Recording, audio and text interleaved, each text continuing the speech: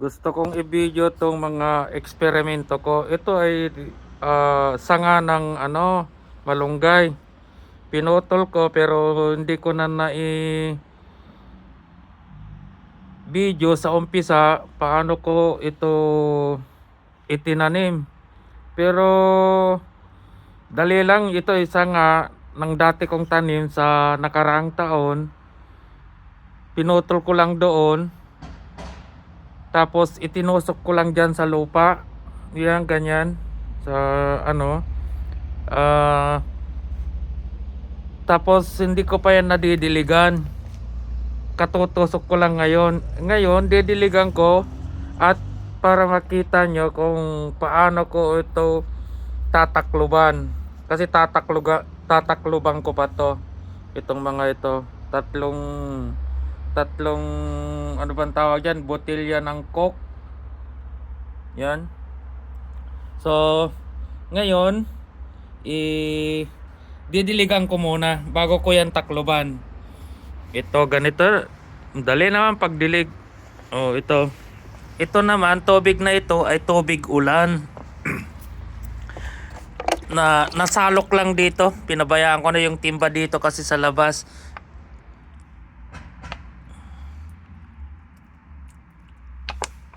Kunin ko na nga yung iba.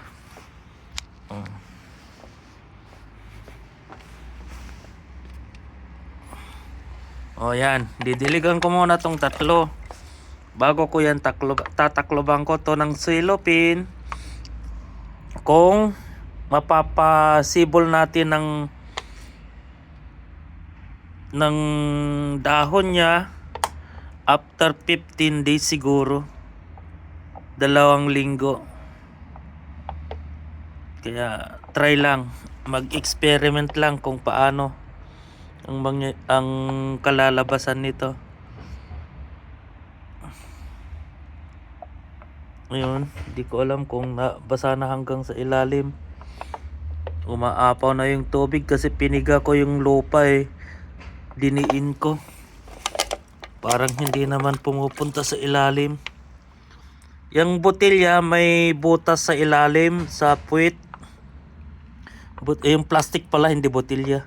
Botelya ng mga Coke. May mga ano yan. Dito ko yan guys, ito. Dito ko yan pinutol. Ito mga tanim ko last year.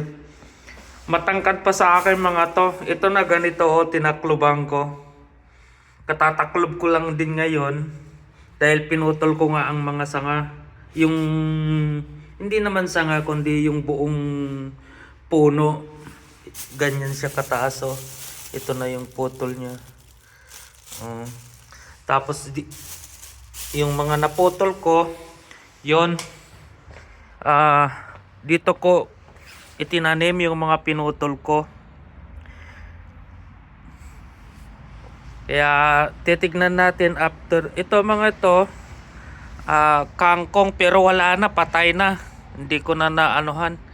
Dahil siyempre, walang pwesto sa loob ng bahay. Hindi pwede naman ilagay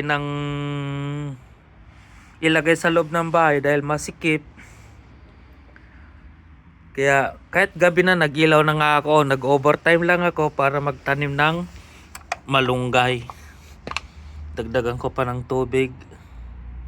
Tignan ko kung anong mangyayari after 2 weeks. Kung lalabas ba ang dahon nito. Kung lalabas ang dahon nito, hindi na ako magpupunla ng buto. Ito ay sanga ng malunggay. Okay. Ito naman yung pinasibol kong lemon. May dalawang sumibol.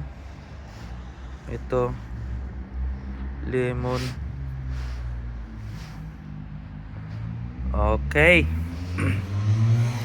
So ngayon, ito yung mga pangtaklob ko pala sa mga ito na. Tignan ko nga paano ba to. Hindi ko makita, madilim na. Kung siguro umawas naman may tulo. Siguro nabasa naman siguro sa ilalim. So ngayon, ganito na. Tatakloban ko na. Pero saan ko naman nilalagay itong ano para makita nyo? Pagtaklob pang takip ko.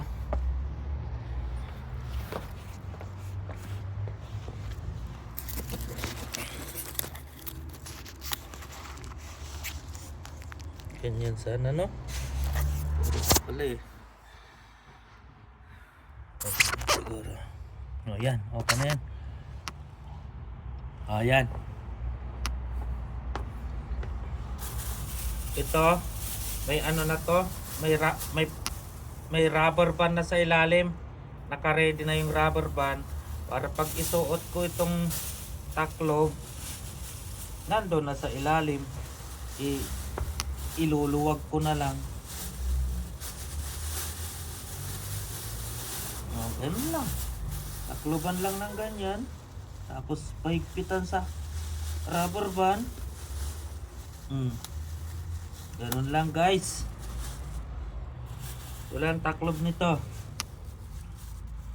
Tignan ko sa kung mapasibol natin ang dahon nito.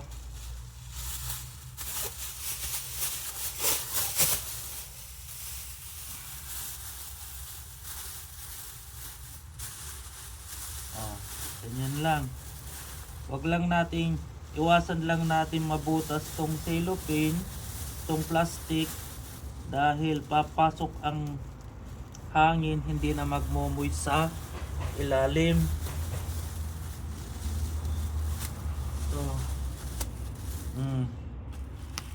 diba? Napakadali. Ito pa. Ewan ko ito, tatlong ano to, sanga. Kaduluduluhan na tong mga sa dalawa na nilagay ko, kaya payat ito, medyo mataba-taba lang itong nasa gitna. Kaya mabuhay man o hindi, basta bahala na dyan kung alin ang mabuhay. Kung mabuhay silang tatlo, okay pa rin.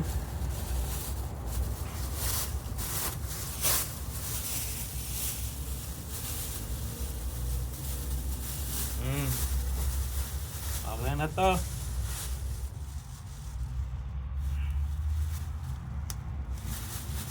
Ganito ang pagpaparm ko dito sa pagpaparming ko dito sa destinasyon ko, dahil ganito lang ang kalawak ng lupain ko dito. Nasa baso, nasa mga buti-butilya ang mga lupain ko, dahil wala naman akong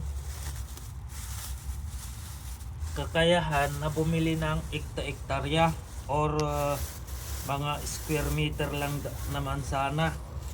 O ngayon, ilalagay ko saan ko ilalagay? O dito na lang siguro. O diyan ko na lang ilagay. Sa gilid ng dingding muna. Hintayin kong tutubo.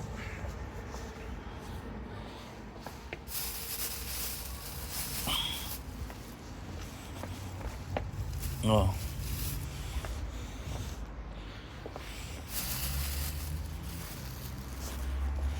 Ayan na.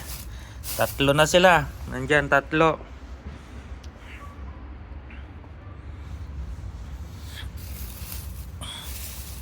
Okay, hintayin natin yan mga 2 weeks. Bye.